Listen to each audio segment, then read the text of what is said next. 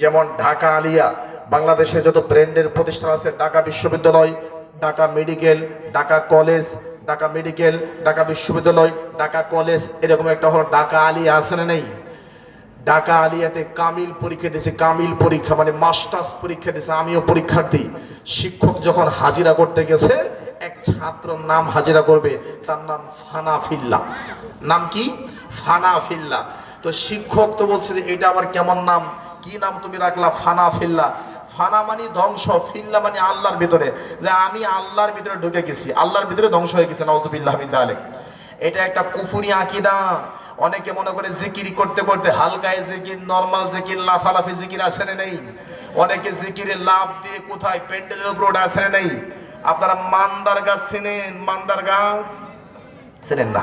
চেনেন তো? যারা লাফায় লাফায় প্যান্ডেলের উপর ওঠে, মাঝে মধ্যে আমি চিন্তা করি, এটা যদি বাঁশ না হয়ে মান্দার গাছ হইতো, তাহলে বোঝা যেত তোমার ইমান কতটুকু আছে। কাটা যখন ডুবতো সামনে দিয়ে পেছন দিয়ে, তখন কি, তখন এসকো ছুটে যেত। আবার কেউ আছে লাভ দিয়ে সে বক্তার কান্দে উঠে, এক পা এখানে আরেক পা এখানে। আপনারা বলেন, এক পা এখানে আর এক পা এখানে দিয়ে কোথায় বসে? টয়লেটে বসে। কথা বলে না? এক পা এখানে আর এক পা এখানে কোথায় বসে? টয়লেটে বসে। তার মানে আল্লাহ বাঁচাইছে, বক্তার মাথার মধ্যে হাগে নেই। আর হাগাও দরকার ছিল, কারণ এই পরিমাণ কোরআন এবং সুন্নাহকে অবব্যাখ্যা করে এই পরিমাণ নিচে নামছে বক্তা এবং শ্রোতা, শ্রোতা লাভ দিয়ে সে মাথায় উঠে বসে। বলেন, আল্লাহর নবীর চাইতে বড় শিক্ষক কেউ ছিল? নবীর চেয়ে বড় পীর কেউ ছিল? নবীকে সাহাবায়ে কেরাম যতটুকু ভালোবাসে, দুনিয়াতে কেউ এরকম ভালোবাসে? কেউ ভালোবাসে? তাহলে কি এমন ভালোবাসা আল্লাহর নবীর বক্তব্য শুনে সাহাবী তো লাভ দিয়ে মাথায় ওঠে নাই?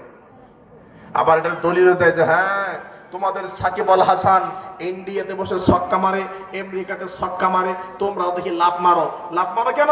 এশকের কারণে। আমরাও নবী শুয়ে আছে মদিনায়, এশক যখন ভিতরে ওঠে তখন আমরা ছক্কা মারি। আমার ভাই, কষ্ট পাচ্ছেন আপনারা? আল্লাহ আল্লাহ বুঝার তৌফিক দান করুক, আল্লাহুম্মা আমিন। আমার ভাই, আমি আমার বিষয়ের দিকে যাচ্ছি। অধিকাংশ মানুষ ঈমান আনার সত্ত্বেও মুশরিক কেমনে? এই আকীদা যার ভিতরে ঢুকে আছে, এই আকীদা যে মুসলমান ব্যক্তির অন্তরে ঢুকে আছে, আল্লাহ সর্বত্র বিরাজমান, তার ভিতরে ঈমান থাকবে না, সে কাফির হয়ে যাবে। কোরআন থেকে আপনাদেরকে প্রায় 8টা দলিল দিলাম। সহিহ মুসলিমের হাদিস, রাসূল সাল্লাল্লাহু আলাইহি ওয়াসাল্লামের কাছে একজন দাসী, একজন বাদীকে নিয়ে আসা হলো।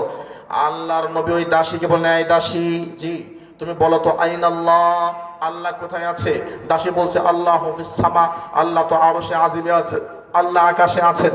তখন নবী সাল্লাল্লাহু আলাইহি সাল্লাম ওই লোকটাকে বলল, শোনো, এই দাসী যেহেতু বলেছে আল্লাহ আরশে আজিমে আছে, আতিকহা ফাইন্নাহা মুমিনা, এই দাসীকে মুক্ত করে দাও, আজাদ করে দাও, এই মুমিন, এই প্রকৃত ঈমানদার।